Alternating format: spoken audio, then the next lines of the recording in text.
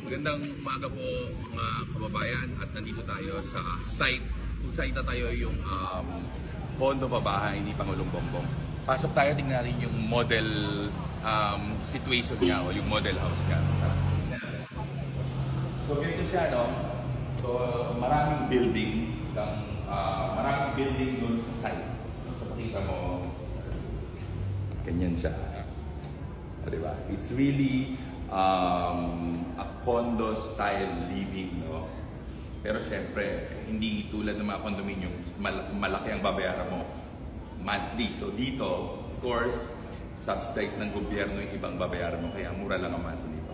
Tingnan natin yung itsura ng loob. So ganito, syempre, yung pwede mong gawing style, no? Yung interior. So ganyan siya. So may kitchen, it's area na to. Pagpasok mo, you could have your living room, yung maliit na dining area mo, and then pwedeng dalawang bedroom, no? Isa para sa mga anak mo, at yung isang room para naman sa inyong magkasama, no? Siyempre maganda, may area for your washing machine and a toilet. Yan. O, diba?